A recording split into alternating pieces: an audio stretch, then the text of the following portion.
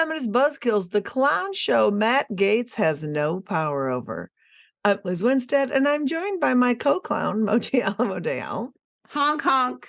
This week, the batshit was turned up to 11, and we're going to get to all of it. Catholic hospitals are gobbling up small, non-religiously affiliated hospitals, and that means both bishops and politicians are now the healthcare gatekeepers for way too many Americans. This trajectory is terrifying, and we'll break it down. Plus, Texas AG Ken Paxton hasn't met a scammer he didn't defend, and this week is no exception. He's suing Yelp for... just wait till we tell you. It's classic Paxton. Classic Paxton. And we have even more creepy news out of Texas. But as always, we have the best guest. Comedian Aida Rodriguez is here to talk about her soon-to-be-released memoir, Legitimate Kid. And Vanessa Arenas from the Society of Family Planning is here to talk about this fascinating study that they're doing called We Count, which breaks down the details of exactly how many people have been denied abortion care post-Dobbs. I bet you it's more than we thought and entirely too many. It's all of those things. Mm-hmm. Moji, I'm tired. We had a big week, and I feel like I'm dragging. We had such a week, but, when we were in the people's faces, we were full of energy. So I think that, it's a good time to drag. It was fun. It was so much fun. There's a really fun sort of massive street fair in Brooklyn every year called Atlantic Antic, and it stretches from one part of downtown Brooklyn all the way down to the river. It's like, 9 blocks long. And there's music and there's really cool vendors. It's not like your typical tube socks and funnel cake kind of situation. The food's good. It's great. And every year we table and we talk to the people of Brooklyn being abortion evangelists. And it's fun. It's like 200,000 people that sort of roll through. And this year we did a Barbie photo booth to sort of lure people in. Oh my God, a life-size one. It was so good. You could pick what you want, kind of Barbie you want to be. So it was like abortion Barbie, queer Barbie, pro-choice Barbie, and tons of people rolled through, and they had a photo op, and then they learned about our petition for the Mifepristone case that's coming down the pike. They learned about fake clinics. They learned about all of our work. It was really a gas. What I really loved too, when I was sort of reviewing the pictures, is the amount of people who were like, I'm all three Barbies. I am putting abortion Barbie ahead of me, and I'm holding queer and pro-choice. I was like, Brooklyn really came through and showed out. It was really cool. It was also really cool because normally when we have our booth, and we do this every year, it's like when adults roll through with their kids, the adults kind of say to the kids, like, I'm just going to go in here for a minute. And they pick up our literature, and then they don't really have conversations with kids. But because it was this pink, sparkly booth that said abortion or pro-choice or queer, parents of queer kids were super excited. Yes. But also there was a lot of engagement and conversation about what abortion meant, what it meant to be pro-choice. And so they were interacting with us and having conversation with their kids instead of just sort of brushing that off. So while they went into the abortion booth for a second, which I really loved. I also, like, last year was so rainy, right? Which was kind of it was the first one after the Dobbs decision. And so we didn't get to sort of see the people when things were going, when we just got the terrible news. And so I think also in general, we're all talking about abortion a little more, and there's a little less of being so shameful about it in places like New York, at least.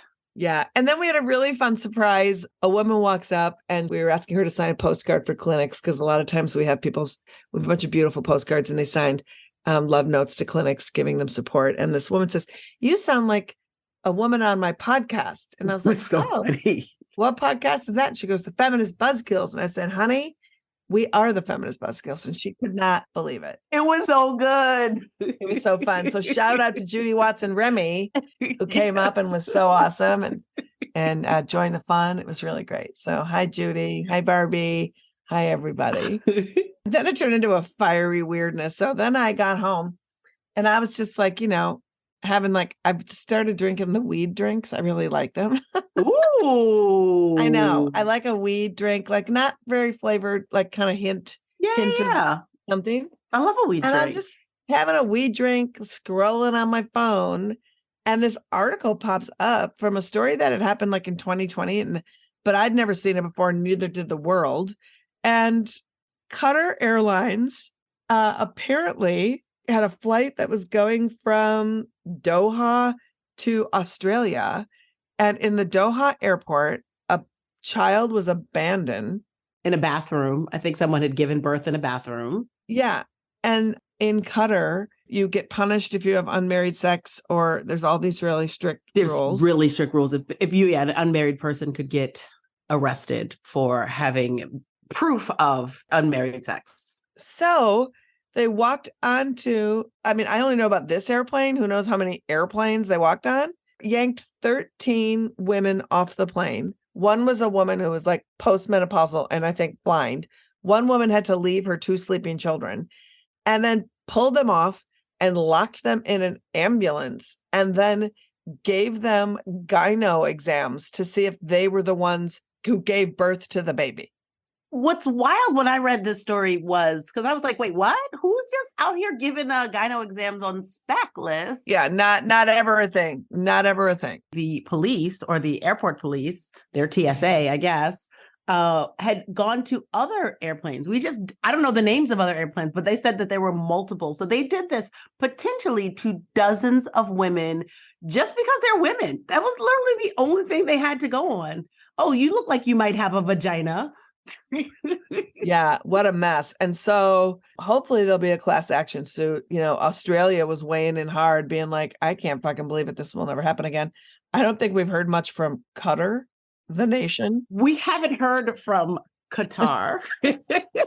Moji likes to say Qatar. I like to say Qatar. She says Qatar. We have a disagreement in pronunciation, but it seems to be an international thing. We haven't heard much from them. But what happened was actually the Qatari airline was trying to get more routes in Australia. And the women in Australia were like, oh, hell no. Do you know what they did to us?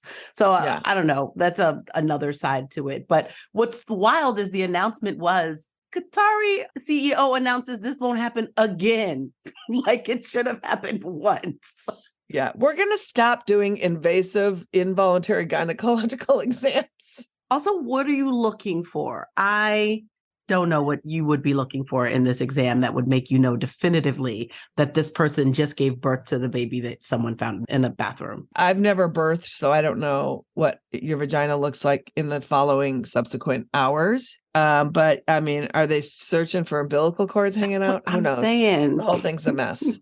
There's a couple of different stories. We'll put those links in our show notes, but it was just one of those jarring things where I'm like, maybe I shouldn't do weed drink. Yeah, I see how that could really fuck on me you up with the weed drink. But yeah, that was the story that got me wild. Should we toss it over to Molly for more garbage news? Please, yeah. Molly, where you at? I will oblige. Hello, friends. I'm back at you with another steaming news dump. I'm dutifully reporting on the shit stains, trying to flush our rights. This week, we're going to start in Wisconsin, where we've been covering the case of the non-abortion abortion ban that keeps on not giving. As you know, a judge concluded in a preliminary hearing that their so-called abortion ban from 1849 did not actually pertain to abortion at all. So providers started offering abortion again last month. Well, that really pissed off pro-life Wisconsin, who has pressured DAs to prosecute and pressured local law enforcement to arrest the providers. And they failed hard. So now they are resorting to making medical license complaints. These guys have nothing better to do. They're like the indignant townspeople with the pitchforks trying to drive out healthcare, which is apt because the law they are trying to enforce is from a time when people were driven out of town with pitchforks. On to other states trying to drive out the scourge of healthcare. Idaho. No, Liz. Idaho. Every time. Classic. Classic. So, as we know, after Roe was overturned, abortion was banned in Idaho. So naturally, after that, of course, they put millions into making sure that babies and the people who birth them are healthy. I'm just kidding. Okay. They have disbanded a maternal mortality committee, rejected postpartum Medicaid coverage, and declined federal grants for childcare. You know, it makes sense why it's called the gem state now, because the only type of healthcare they have left will be crystals. Ectopic pregnancy? Try a rose quartz suppository and try not to die. Thank you. And bringing up the rear of the shit show is, of course, say it with me, Texas. Tarrant County in Texas has withdrawn all funding for a Girls Inc. program called Girl Power because they accept trans kids and are pro-choice and are generally not shitty. So the campaign against the program was waged by a rabid mob from Moms for Liberty, including one woman who called Girls Inc. an extremist organization. Yeah, with all the extremist self-esteem building and STEM training, they should probably just go ahead and change their name to the Proud Girls. Thanks so much. That's been your steaming news dump. Back to you guys. That is just unbelievable. Girls Inc. is one of those adorable clubs that just gives girls opportunity to just like build self-esteem. They teach not to be garbage. And Moms for Liberty, literally, you've grown up to be the opposite of everything Girls Inc. is trying to raise girls to be. I find it rich. It's just more truth that like, it's not about the kids. Never about the kids. Never. But I do like the Proud Girls as an auxiliary. Yeah, it was really good. Proud Boys. I mean, I think they're called Moms for Liberty. I think Moms for Liberty should maybe change their names to that. Miles, thanks for joining us. Thank you, Molly. Anytime. Liz, let's get to our big stories. I know there's so many stories. So we're just going to continue in Texas. Thank you, Molly. With world-class thug, financial grifter, and Texas Attorney General Ken Paxton making another headline. This time, he fucked around and found out with Yelp. Paxton is big mad that Yelp had the unmitigated gall to identify fake clinics on their website as, wait for it, fake clinics. They simply use a disclaimer that states the fact that fake clinics, quote, typically provide limited medical services and may not have licensed medical professionals on site. Oh, to the truth? So the truth. Okay. And, you know, Ken hates the truth, and he especially hates it when it exposes his lying sacks of shit pals. So he's suing Yelp, claiming Yelp is violating the Texas Deceptive Trade Practices Consumer Protection Act and is suing to have the Yelp disclaimer be taken off hundreds of fake clinic sites. And then Yelp was like, nope, free speech, and where are we lying? And also here's a countersuit, bitch. And it does not look good for old Ken. Because here's the deal. It's the rub for old Ken. So the research cited in his own lawsuit reveals that the majority of people who staff these fake clinics are not, in fact, licensed medical professionals. And as of 2019, only about 15% of these pregnancy centers' combined staff and volunteer workers were actually licensed medical professionals. So that's just like 10,000 people in like nearly 70,000 people who are employed. And here's the best part. The research that he had in his website comes from this organization called the Charlotte Lozier Institute, which is sham research company that is highly touted by the anti-abortion movement. The anti-abortion movement uses their research constantly. So they can't even say like liberals did a study. It's like your people did a study that you put in your website proving the other side's case, you dumb shit. So even when they cook the books, they still don't want to tell the truth about who they are. It's like, oh, Yelp basically just said, oh, fake clinics are fake clinics, right? They don't have medical professionals. They don't have whatever. And Ken Paxton's like, how dare you say what they really are? Well, right. And then he cites one of the fake clinics was like, here's the accreditation of some medical people that work here. And what everybody needs to be clear on is that sometimes when they show medical accreditation, it could be a podiatrist. Yeah. Like they could have somebody who is like vaguely, loosely medical adjacent, or somebody who doesn't have to do with gynecological care or birthing of any kind. But what's nuts is when a bunch of AGs who are also anti-abortion jumped on and was like, we're also going to sue. This is terrible. You have to change your thing. So Yelp, they were like, okay, I'll play. We'll amend our statement to say crisis pregnancy centers do not offer abortions or referrals to abortion providers. And in the Yelp lawsuit, they have a notice from Paxton's office that says that new description provides a, quote, accurate description. So Ken just has time. Ken just is like, I agree. That's fine. But I'm still suing.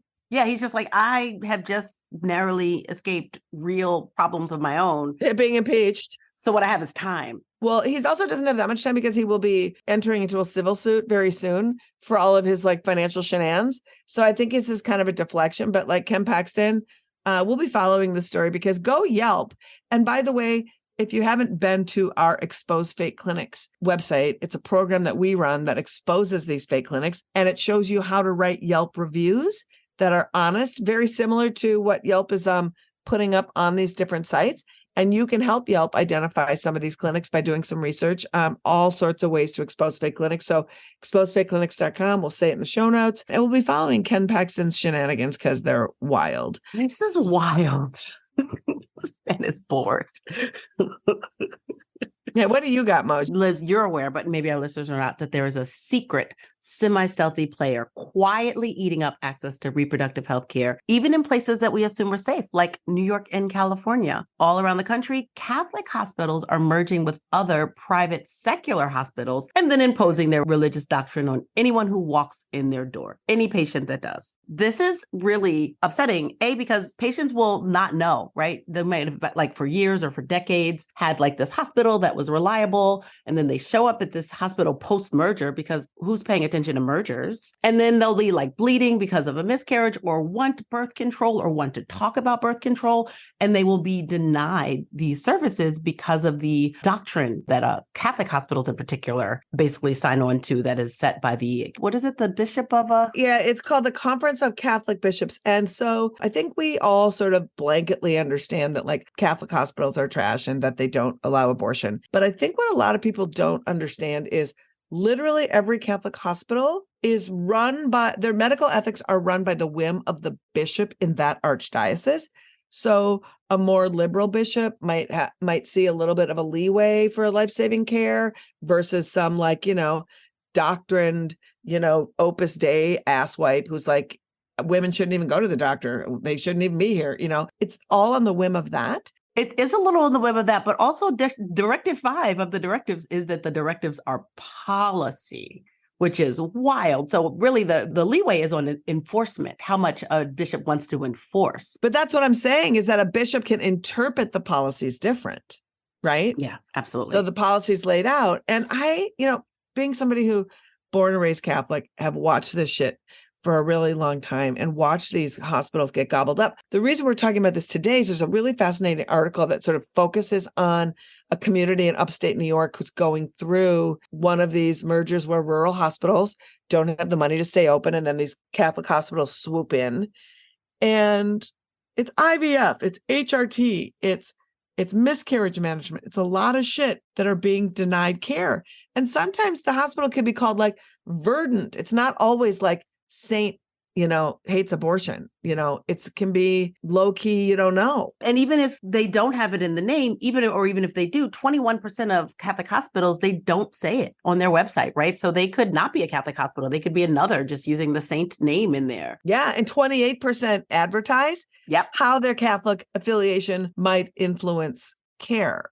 And that's scary. Yeah, I mean, I joke in some ways they're like fake clinics, but with a higher percentage of actual medical professionals. Yeah. And so I highly recommend reading this article and then paying attention to the hospitals in your area to see if they're thriving, because, the only recourse at this point so far is the numbers are staggering that like secular hospitals are dropping, like they dropped 15% over the past like 5 years, and Catholic hospitals have surged 30%. Yeah. And we just can't have Catholic hospital groups gobbling up care. I mean, and I never want to say especially because everyone deserves care. But if we're having abortion providers shut down in states and people are rushing to states like California and New York, and the clinics that are available are overloaded, hospitals are where people will go. And if those hospitals, especially in rural areas and stuff, are gobbled up by Catholics, it doesn't matter how liberal the state is. Those hospitals are run by the doctrine of the Catholic bishops. It is fully legal for Catholic hospitals to deny care that is legal, that is guaranteed in the state that it is operating in. And so there's no even legal recourse if you're like, but I had a miscarriage. They're like, well, we're here and we have this directives. And also, again, what you were saying about the safety and sort of feeling like you're in one of these states where abortion access or reproductive access is safe. They also have states like Indiana where you have these exceptions for rape, which we know exceptions don't work, but there's only one place around in the whole state that could do an exception abortion if you needed one, because Catholic hospitals are in the other places and they won't do it at all, along with all the restrictions in the state. It's actually really kind of terrifying and really stealthy. There's so much to unpack with this story, and it was so rich in what this trend looks like that, like, we'll throw it obviously in our show notes, but go read the story. And then seriously, if you're listening and you're living in a space that's rural, a space that doesn't have a lot of hospital access, try to find out what's going on in your state, because it doesn't have protections if the Catholics take over, and that's a mess. Yep. As always, these stories will be in our show notes, and you can find the best, most up-to-the-minute resources on accessing abortion care and funding your care on our website, AA Front. Our Charlie chatbot on the bottom right will walk anyone, anywhere in the country through their options and resources for abortion. That's right. And I think we have the perfect guest to roll out of this Catholic abomination. Oh, take us there, Liz. Right. So it was amazing. I had the privilege of sitting down with Vanessa Arenas, the senior project manager of the Society for Family Planning, to talk about We Count, which is a research project that has been collecting data from abortion providers to really understand how abortion access has changed following the Dobbs decision. Here with all of that information is Vanessa Arenas. Hi, Vanessa. Hi, Liz. I'm so excited to be here. Thank you for inviting me to talk about We Count. Well, I'm so excited to talk to you about We Count, about your work, about everything. And I am lucky enough to know about your work. But before we dive into this awesome project you're working on, tell folks about Society for Family Planning and what you do there in your role as senior project manager. Yeah, absolutely. So the Society of Family Planning is a professional membership organization of clinicians, researchers, and we really focus on doing research around abortion and contraception. My role came in with the beginning of We Count. I was pulled in to sort of stand up this really ambitious project. And I'm really kind of the lead on implementation to make sure that this project gets off the ground, keeps going, and the train keeps moving. Tell folks a little bit about We Count. I guess we'll dive in there because you all do some really important research work, stats work, data work that really helps inform what the abortion landscape looks like. And this We Count is an incredible deep dive into abortion stats that were leading up to Dobbs and then directly following the decision. Can you talk about why this kind of data is so critical to especially help us better understand the impact of Dobbs? Absolutely. So as your listeners will know, the Dobbs ruling really impacted and completely turned the abortion landscape upside down. And so what was missing was at the time a way to capture what those changes were as close to real time as possible. So what We Count does, it's a national abortion reporting effort where we're tracking the changes in abortion volume by state in the months following the Dobbs ruling. So we're really seeing what is the impact on abortion access and obtainment in the months as a result of the Dobbs ruling.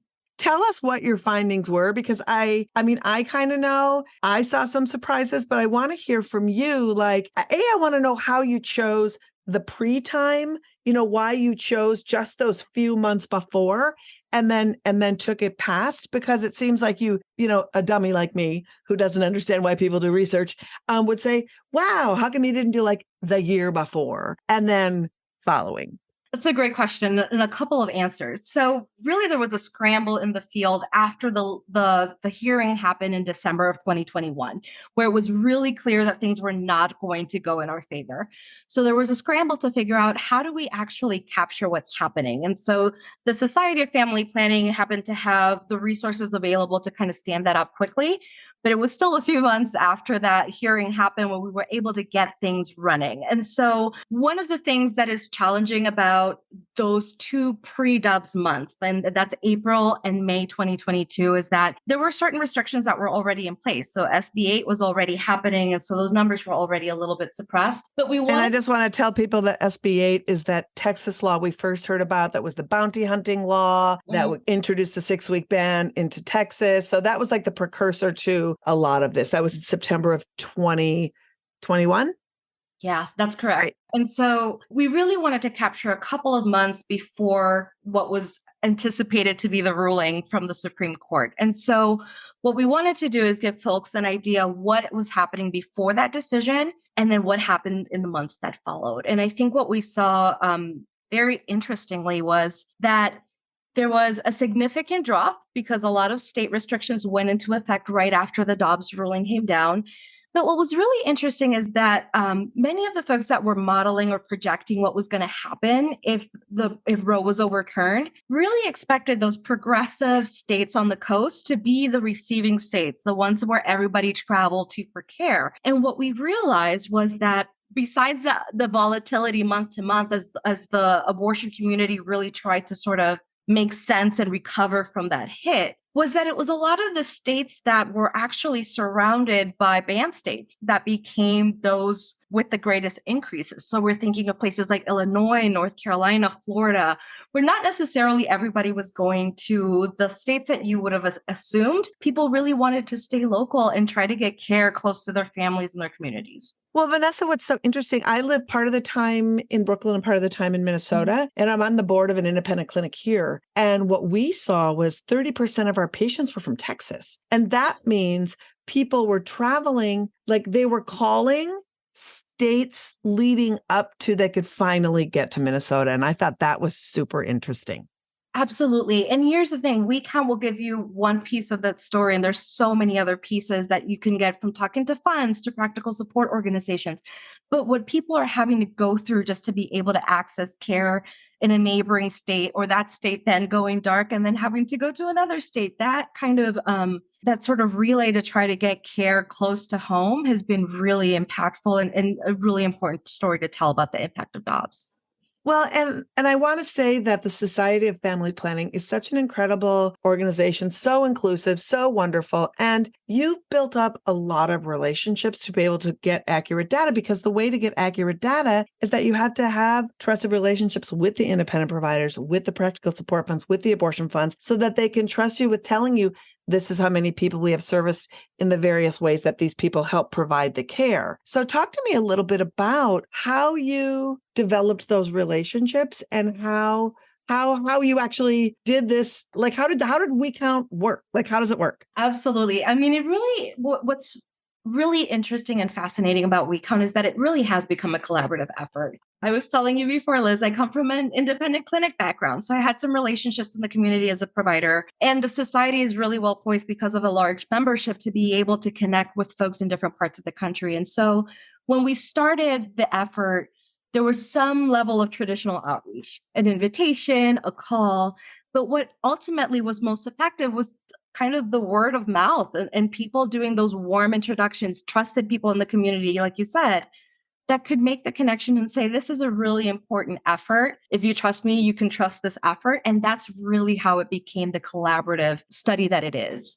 So you've collected information. Talk a little bit about why this information is important and how folks like our listeners, folks who are working in the movement, who are desperately trying to come up with any way they can to repeal these bans and to expand access to abortion, how can they use this data in their own conversations, life, work, activism? Absolutely. It's really important to see this because you're really being able to see the story at a state level. You're seeing what the state level restrictions are doing to abortion access and just how the whole disruption of the abortion landscape has happened. And so for folks who maybe are not quite as involved in this work as our community, they're able to see that this many people were not able to access their abortion in a certain month or cumulatively have not been able to access abortion. And that's a really important story to tell, along with the stories that we're hearing in the news about people being denied care or having to travel or spend a lot of money to be able to get their care. It's actually giving some quantifiable numbers and data to back up that conversation. And I think the other piece that's really important too is that for policy advocates, for folks that are running their clinics and having to make programmatic decisions about how to move forward in the months ahead, this is pretty close to real time data. I mean, we're doing this usually with about a 3 or 4 month delay, where usually you're waiting a year or two to be able to get a sense of what the abortion volume numbers were. Well, and when I was looking at all of the people that you were talking to and the ways that people provide care, it was really important to me because one of the things that we've seen, especially with a media who is profoundly derelict in their duties on how they report, which means oftentimes the anti-abortion movement can control the narrative. And one of the narratives that the anti-abortion movement has come is with this decline of people getting care, they've been able to position themselves as, look, we've reduced the number of abortions. And it's like, no, to actually hear and have you be able to interview people who have heard firsthand stories that it's people that were denied care, not people who were talked out of care or thought about it differently or all these horrible ways and laws that they've enacted. So I'd love for you to talk a little bit about like what that framing is. Why was abortion reduced? We know it's bans, but like specifically, like what were some of the statistics that you saw that like, I want to say surprised you, but I know it didn't because you're a researcher, but would surprise us and also break our hearts. I think it's important for people to hear what people went through in being denied care. There's so many aspects to this. I mean, again, the number only gives you a really high level look at this, but we're looking at people who are having to leave their communities to get care, if they're even able to get care. We're seeing how the practical support organizations and abortion funds are really trying to streamline processes so that people can actually get the care that they need. And we know that many more folks are just not being able to get the care that they want and that they have the right to get within their communities. They're having to travel, they're having to make very difficult decisions just to be able to get what is essential health care. And I think what's really striking when you look at places like the South, where you're looking at Texas, what you're looking at the impact of gestational bans on places like Georgia, where you're really seeing not only access being denied, but the work that the clinics and the providers are doing just to try to stay afloat and to provide that care. And as somebody who comes from an independent clinic background, I understand how much it means to take 10 or 20 more patients a week, which might not seem very big when you're looking at an aggregate number for the state, but those are many, many more hours of people working, doing the hard work just to be able to get people care, especially if they've traveled from other states to get there. 100%. And while medication abortion has been so groundbreaking, as we've seen restrictions and bans happen, and as we've seen people just trying to organize their lives so they can access care, that 10-week hard line, which as we're waiting to hear, the Supreme Court's possibly going to take this case to roll it back to 7 weeks. That 10-week line means more and more people need in-clinic abortions. And so having the clinics disappear is so incredibly crucial. And also, I'd love to talk a little bit too about the providers like in Alabama. I'm thinking of like the clinic in Tuscaloosa that Robin Marty and Leah Torres run. I'm thinking of the clinics who are trying to stay open, who can no longer provide abortion care, but who really want to guide people in their pregnancy journey and help them and are unable to. Did your study cover any of that at all? It didn't necessarily cover that piece, but we did really kind of bring in the partnership. So one of the things that we really try to do with WeCount before we release any data to the public is to really, this is something that we feel really strongly about, is to return that data to the providers first, because we want to hear from them. What are we missing? What are you interpreting from this data?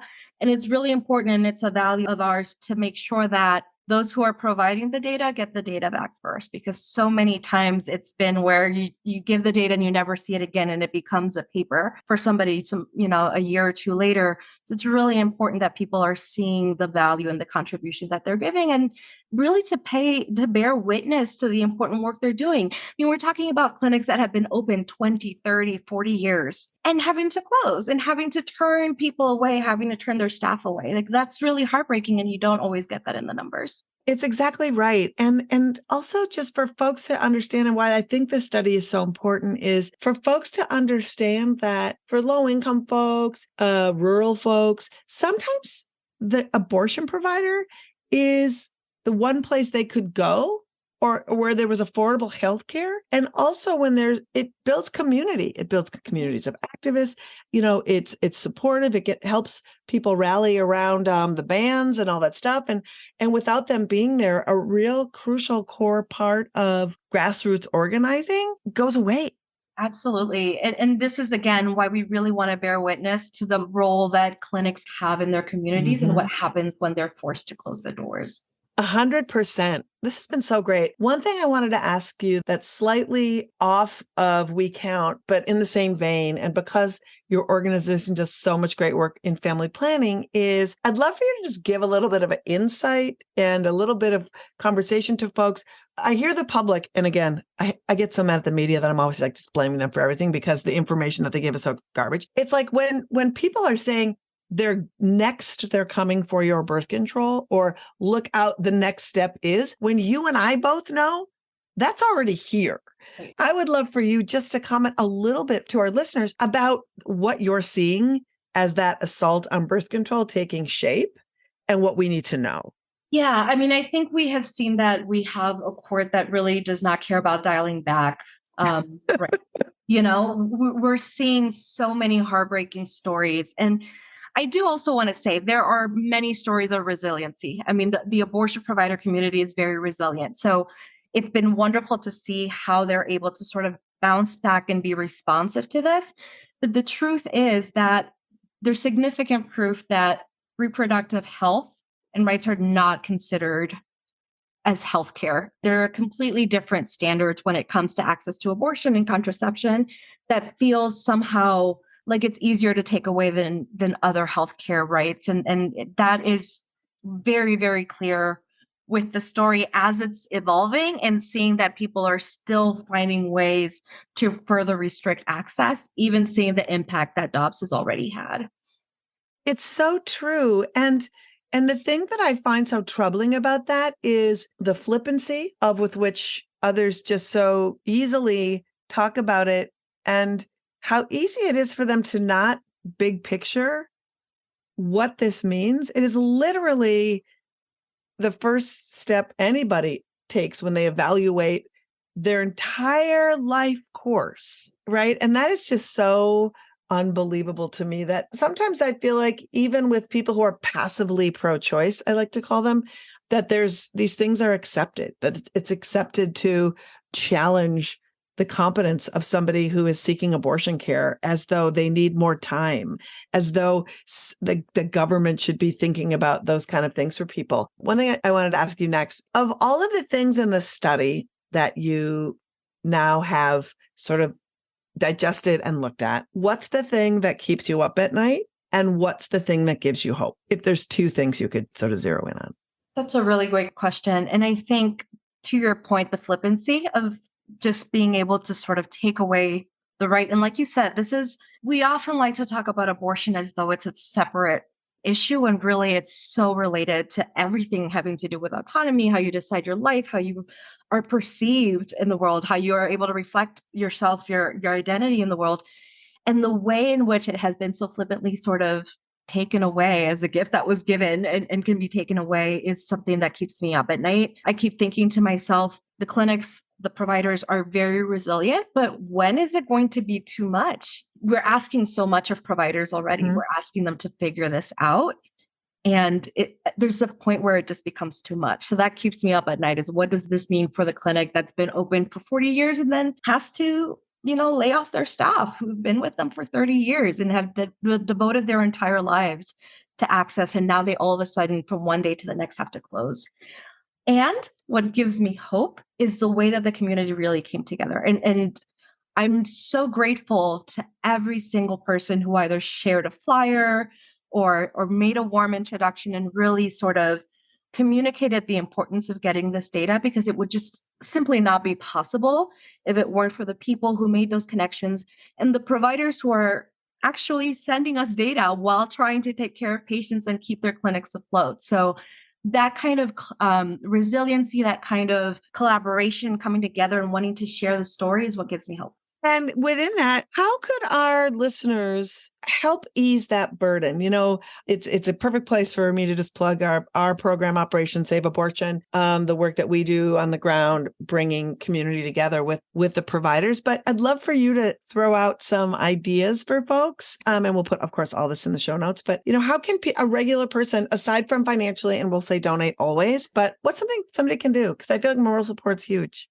Yeah, make friends with your local abortion providers. Get to know who your abortion funds are, who are the practical support organizations. Let them know that they're on the right side of history. They're doing the important work. And sometimes just hearing from community members that they are a valued part of that community can mean so much. And certainly, you know, we count as one resource for data, but there's multiple researchers that are doing some post-Dobbs studies to really understand. So share the information, have the conversations with folks, and let them know this is important. And we need to actually really support those that are doing this work because they're the ones who are really holding things together. It's so true. I would also just put a shout out into Keep Our Clinics, the ACN fund that is always looking out for the needs of clinics. We also have an Adopt a Clinic program on our website where clinics are giving us their wish list of things they need. So many ways to do it. Vanessa, thank you so much for this research and for the work you do because it just elevates the conversation. It puts another tool in somebody's toolbox with this work that you've done to have them really help and keep these clinics open. Thank you so much. Thank you, Liz. Thank you for having me. And thanks again to everybody who has supported the work.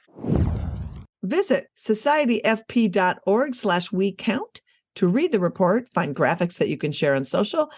And if you're an abortion provider, sign your clinic up to participate. We'll also put the link in our show notes. Incredible. And Liz, are you ready? I'm always ready. Are you ready to play the party game that's faster than Monopoly and more fun than Taboo? Are you ready? I don't know if I'm ready or not, but I'm saying I'm ready. Why do you not believe me? Why are you mistrusting my judgment? You're like those 24-hour waiting periods. You need more time. Do you need 72 hours before we play this game, Liz? I need to get to the game. It's 6 Degrees of Abortion, and this is when I take a story from the news, and Liz has 6 chances to link it to abortion. Let's see if I can stump her this week. This was really fun. I was perusing the rags, and I found out that Sia, the singer, is showing us her face. She got plastic surgery. She got a facelift a couple of months ago, I suppose, and she introduced her plastic surgeon at a Society for Beauty Summit muckety muck thing in LA with no big wig and just a face that looks pretty normal. And so, can you link Sia to abortion? Is it allowed for me to link Sia to somebody doing a Sia impression? Let's try without that. I don't know much about Sia except for that, you know, the wigs and the weirdo stuff. And so Sia, I thought Sia did something with Rihanna, and the only reason I think I know that is because you know everything Rihanna does. And so you probably mentioned it. So I'm going to say Sia to Rihanna. Rihanna's talked about her abortion and I just tied her to abortion. I've never heard of Rihanna talking about it. I mean, I think she's pro-choice. I would not say that Rihanna's not pro-choice. I feel like I've lost this one. I'm not even going to try. You know what? Here's the deal. I have the vapors. I need to take to the bed. I feel like exhausted today, and I'm going to say that I lost on Sia. I'm going to say that you're probably there, though. It's probably Rihanna something, because Rihanna, and it literally, Sia has done music for like every freaking body. Like she's probably done soundtracks to abortions. That's what I'm saying. She's probably choreographed abortions. Definitely choreographed an abortion or 4. Absolutely. I just don't even know, like, how old is Sia? She seems like maybe she's like 40. Maybe 30, somewhere between 30 and 50. I would put her between 30 and 50. You know, you all can weigh in, send us an email at podcast@aafront.org. Yes. Let me know if I won, or you can chastise me or tell me I'm being weak today. Let's move on. All right, let's move on. We're closing in on our next guest, but before we get there, as you all know, we just simply can't do this podcast without the substantial contributions of our fake sponsors. And this episode is no exception. They're great. Attention, husbands. Are you noticing your wife has become a little too curious about her independence? Have you caught her binging Virgin River or checking showtimes for the Barbie movie? An idle mind is the devil's playground, and you need to give her activities that redirect her thoughts back to what's important, you. Introducing Gyrex, the only line of cookware designed by men and crafted to focus her energy away from the influences of satanic feminisms and towards serving you, just as God intended. Gyrex products like the Everdull kitchen knives will help expand simple prep time into a marathon. And their top-selling all-stick pans keep her so focused on scrubbing, she won't remember what free time even is. Order now, and Gyrex will throw in their patented weighted apron. Keeps her grounded in the work and in the role she was blessed with. Gyrex, for your pleasure and her protection. This sounds great. Everdull kitchen knives is where I am if I haven't sharpened my knives adequately. I've accidentally ended up there before. I mean, it sounds like indentured servitude. It sounds a little bit like that, sure. Yeah. Not great. Should we move on to our guest? Our next guest is a brilliant comedian who has HBO specials and still finds time to travel with AAF around the country helping abortion providers. Her new memoir, Legitimate Kid, comes out October 17th. If you don't know her comedy, she's legitimately hilarious. Here's a clip. But the thing about it is that when Puerto Ricans say son of a bitch, they don't say son of a bitch. They say hijo de la gran puta, which means son of the greatest bitch. Like the biggest bitch ever. That bitch. That's the bitch I'm talking about right there. Please welcome Aida Rodriguez. Aida, thank you for joining us. Hi, Aida. Hi. Yeah, this is not your first time hanging with AAF, right? No, you have no. been with us on the road before. Yeah. You know what's funny is I had one of my favorite shows I ever did was in Milwaukee with you guys. And it was me, Gina Yashere, and Jackie Cation. And that was the energy in that room was, if I could, if I had my druthers, that would be the audience that I would have everywhere I go. Cause those are my people. Like, as a comedian, I've evolved to this place where I don't want everybody. I want the people, the thinkers, the readers, the people who care about other people's humanity. And that was the audience that came out to those shows. You want to curate your audience. Got it. But I mean, I think that that's right. And I feel the same way. And I've tried to do that. And when you get with people who are profoundly and overtly out there under the guise of bodily autonomy, that is your people. Yeah. And we were there supporting an abortion clinic in Milwaukee and then doing a show. And you came to the clinic to do some clinic outreach with us. And I remember you just being like, I thought I knew, but oh my God. No, you know what's funny? I have pictures still of me, you, and Gina Yashere on the corner having a conversation with this man that was holding a doll that was burnt. And it was his representation of a fetus and what happens to, obviously this man I doubt that he even had sex before, but it was just so like. Or knows how abortion works. There's no burning involved. There's no blowtorches in abortion. Can I just put that out there? But it was so weird because the doll that he had, it was burnt and it was for effect. And we were across the street from one of the fake clinics. So people don't realize the danger that people put themselves in to fight for humanity. Like it's not danger of getting cursed out. It's actual danger. Your life is in danger when we were out there, we were so vulnerable. And it was amazing to be a part of that experience for me. I was like, I thought if anybody thought I was going in a different direction, I was not. I was thrilled to be a part of something like that. And, I always think about when I die and people talk about me, I want people to say that I stood for something as opposed to how many followers I had on Instagram.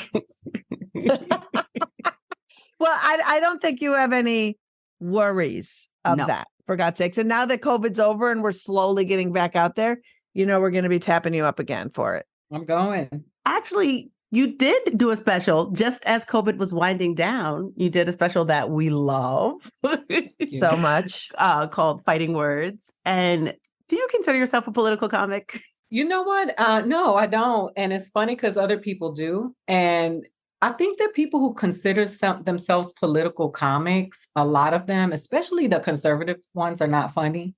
But if you pay attention to the ones, because they have to hide under that I'm a political comic. I think that being women, being people of color, being a Black woman, we are always political just in existing. Our existence is political. My grandmother couldn't read. My great-great-grandmother was a slave. I am a political act just every single time I open my mouth. And so for me, I don't have to pat myself on the back. That's because that's exactly what I was thinking. I was like, I've never heard you say you were a political comic, but like, there's nothing not political about what you say and how observational you are, just how real you are. You know what it is that I've always felt it was my duty to stand up. It was my duty to read the papers that the government would send my grandmother because she couldn't read. It was my duty to help the lady across the street who couldn't walk. She had a cane. I never felt like I was doing anybody a favor. It always felt like my duty. But, man, we have to show up. And there are things that are so much more important than vanity and fame. And it's just, we are living in times and that are no different than times that people were living in before, no matter how much they say, oh, we've moved along so much. When Latin America is making bigger strides in this particular moment, where patriarchy and sexism are key, and that green wave movement is making such noise, and Americans are out here fighting for fundamental rights, the world is crazy. Americans are running backwards. I said before, your comedy is so observational. And I meant it in like, you tell a mom joke, not in a like, ooh, my mom wants me to marry a doctor, but really more in like, my mom will fuck some shit up kind of way. How do you decide what you want to reveal about yourself and your family when you are creating your act? Liz has one of my favorite jokes. She was on stage and she was talking about how they call God Allah in another language. And the people were like complaining about Allah. They were talking about Muslims. It was anti-Islamic.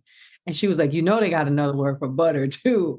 And that's always one of my favorite jokes because it's so random, but it's so poignant. It's like to the dummies that joke is just about the difference in words. But the reality that was underneath that joke is about bigotry, right? To me. And I'm like sitting there. So when I think about my jokes and what I want to say, I always said that as a woman of color, as a Latina, a woman who identifies with her Blackness and her indigenous roots, I never wanted to deny my family their humanity. So they would never be caricatures in my stories.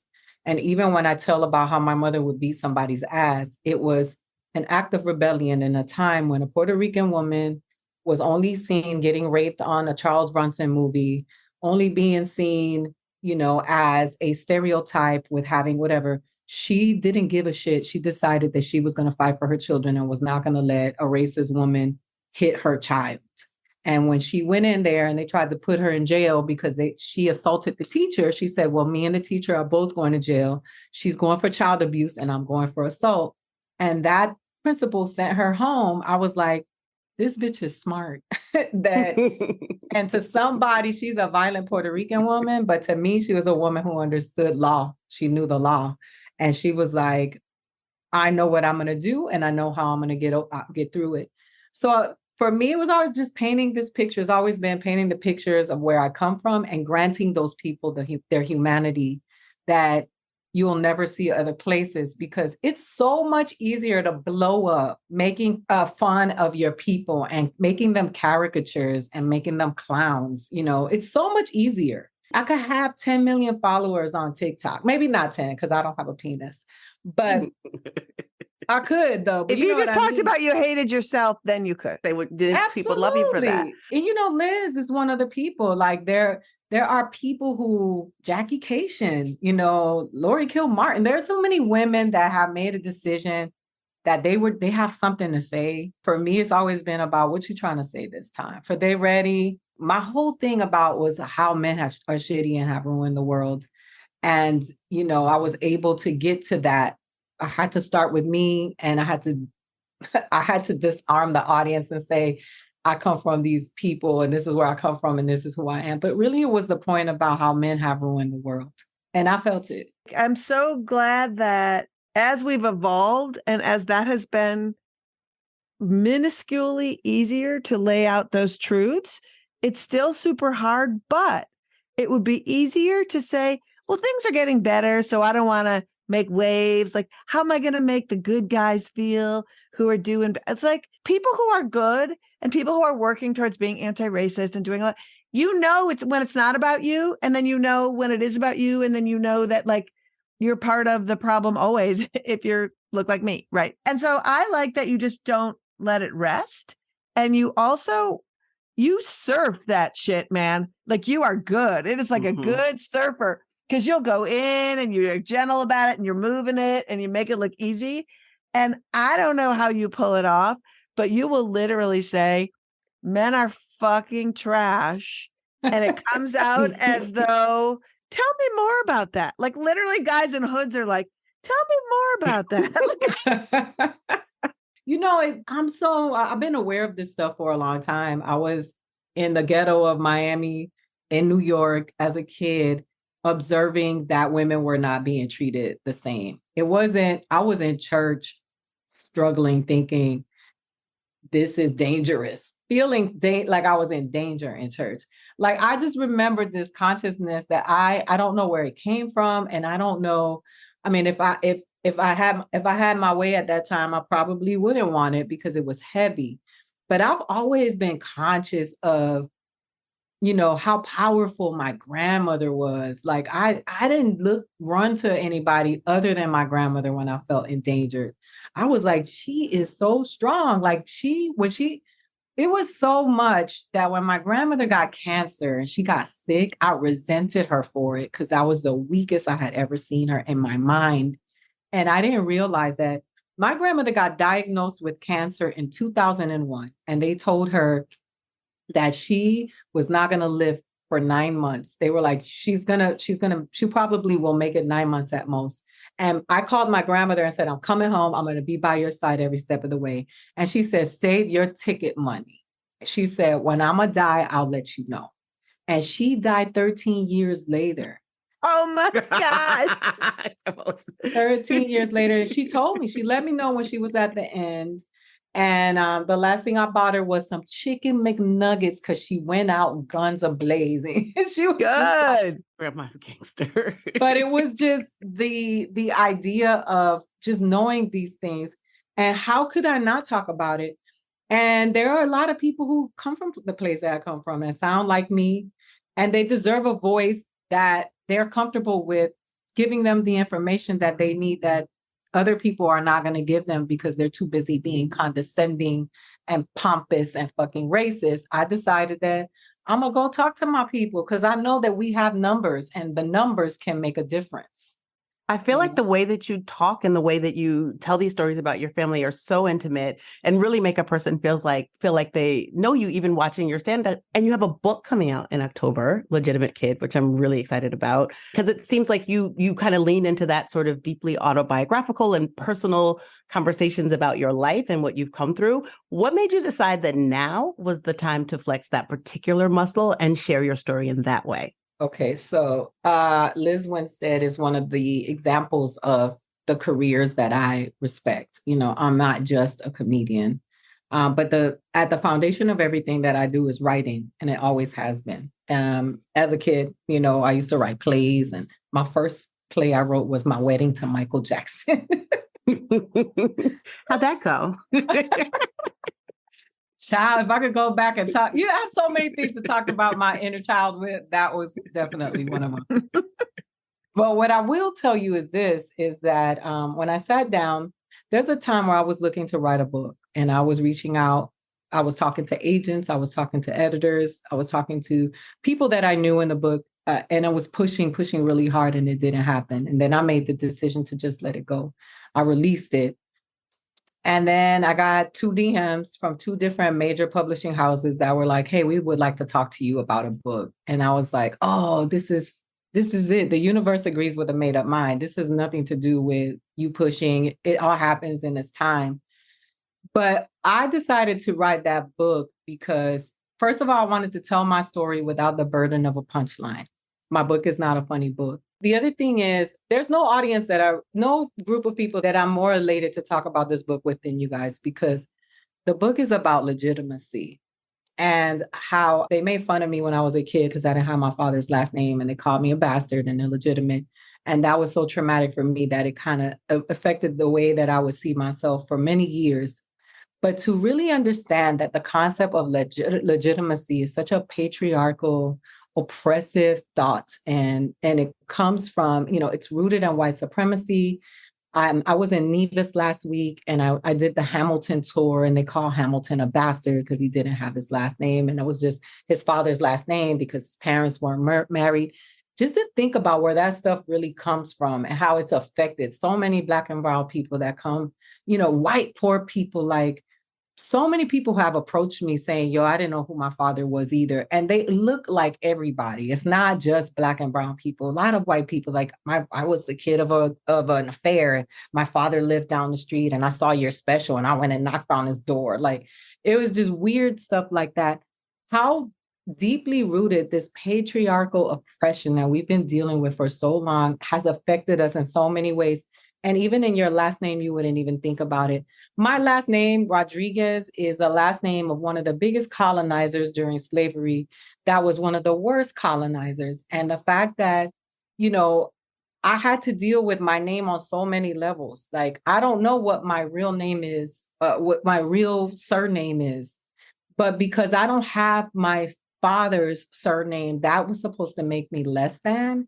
And that those little things that are stuck in the societal ways that really just chip away at women, people of color, Black people, all of the people who are underneath, below the line, if you would say, in this grand production that is America and the world. It was just so interesting to understand that for so many years, I thought that I wasn't enough because of some racist, patriarchal shit that really isn't rooted in anything. Because when you see kids messed up, you don't hear those people say, the mother must not be in the home. Not once. Not once. And I think it's so true because how much a word can define a human and destroy them. The word legitimate itself, that it just comes from prostitution. It's a word that comes from criminalizing sex work. All of these words that have been handed to society without any thought of their origin and what that origin actually does to those who have been given the moniker. And I love you taking it back. I love it. I'm going to show you this. I mean, you can't see it, but I want you to see this. I was in Nevis and I went to the first integrated church in the Caribbean. And there was this Thomas John Cottle was a slave owner that called himself an abolitionist, but he wanted his church to be able to allow the slaves to worship. And he was part of the abolitionist movement along with Hamilton. But that was the first church that allowed the slaves to come in. And on the walls of the church is a list of all of the slaves that lived on that plantation. And I have never seen this when it comes to slavery. Now, when I went to Israel and I went to the Holocaust Museum, they do have as many names as they possibly can have. And they have one part which is dedicated to the children, where they call out the names of the children. And I thought it was so interesting because I had never seen the names of actual slaves. Because I was like, if they had a museum of children of the African Holocaust and they called out the names, you'd be standing there for days. Weeks. Like, you know what I mean? And then I started to read the names, and like one is London. The slaves were as young as 3 years old.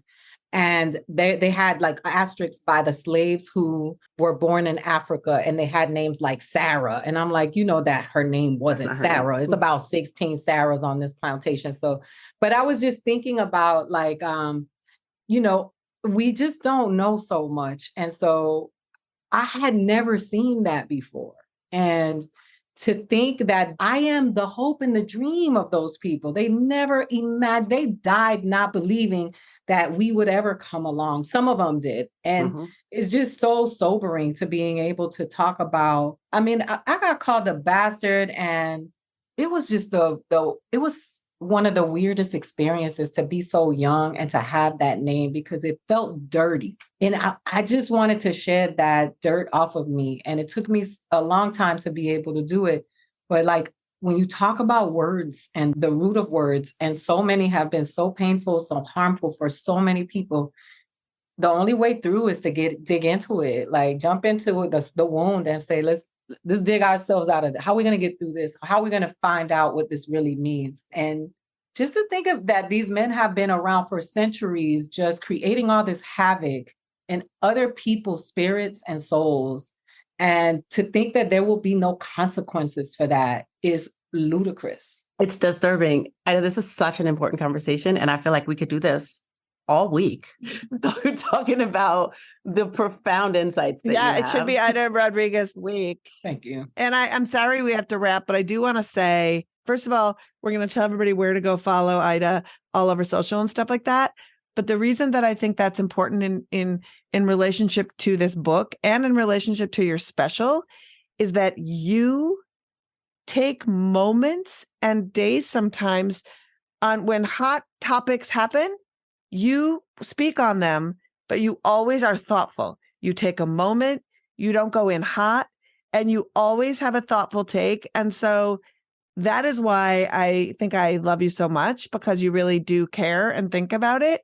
And you will laugh and feel like you're getting so much insight from all the work of Aida. So thank you so much for joining. And when does the book come out? It comes out October 17th. Please pre-order it. I want to make one of those lists. I have up until October 21st at midnight to make any of the lists. So please, if you can, order the book before October 21st at midnight. Done. Well, we'll be putting it, not only that, we'll be making special posts on our socials for the book. We'll be making sure that we get it out to everybody that we know how. Aida Rodriguez. If the only way that I can see you once a year is doing this, I will, but let us know when you're in New York. I'll be in New York October 16th through the 21st doing press for the book. October 17th, I'm doing my release at the Lit Bar in the Bronx. So I wanted to support an independent bookstore that's owned by someone of color. She is Afro-Latina. So if you are in New York, please come to the Lit Bar on October 17th at 7 p.m. We're having a conversation about the book. All right. Amazing. Aida Rodriguez, thank you. Thank you. Follow Aida all over social media, Instagram and TikTok at Funny Aida. Her memoir, Legitimate Kid, comes out October 17th. Go pre-order it. The link is in our bio. Plus, see her live. Don't at me tour dates are at funnyaida.com. Liz, that's our show. Oh my gosh. I loved our show. Thank you so much to everybody, all the guests. Thank you, Vanessa Arenas, for joining us. Her amazing report is at the societyfp.org/WeCount and also in our show notes. Thank you, Aida. And thank you so much for listening. Like, subscribe, and show us some love with a 5-star rating. And stay connected on social media at Abortion Front. Let's make a difference together and have some fun doing it. Looking for you might fit in some abortion activism? We've got a 5-part activist training series, Operation Save Abortion, at operationsaveabortion.com. And visit our super cool activist calendar, which is full of local and national actions and educational opportunities. On Saturday, October 15th at 1 p.m. Eastern, IneedAnAbortion.com is hosting a virtual volunteer event where you can help make updates to their abortion clinic database. Find this event, sign up, and more at the activist calendar. Next week's guest, we have Elizabeth Estrada with the National Latina Institute for Reproductive Justice. Join the Patreon. You'll support great content and get cool FBK merch and experiences. All pledges support this pod and all of our activism at Abortion Access Front. Pledge at patreon.com/feministbuzzkills. FBK is edited by Remedy Tournay and is produced by Abortion Access Front. And finally, we leave you with Anna Lulis from Students for Life, a person showing us her whole ass with this perfect example of how twisted anti-abortion logic is. Can we talk about how people who claim to be pro-choice always say people who are pro-life want forced birth, when in reality, they're the ones advocating for an act that forces a woman to give birth early. People who are pro-life advocate for natural birth. So who's really pro forced birth? Because it's not the people who say they're pro-life. When a woman is pregnant, she's pregnant with a child and will give birth to a human child. It's not like she's not going to give birth. It's just whether or not the birth is going to be forced and if the kid is going to be alive or dead. And if you support abortion, you're technically supporting the forced birth of a dead child. And that's what's really horrifying, not stopping a genocide. Feminist Buzzkills, the podcast from Abortion Access Front. New episodes drop Friday. When BS is poppin', we pop off. And if you want to support our podcast and all the work of Abortion Access Front, like, subscribe, and join our Patreon at patreon.com/feministbuzzkills.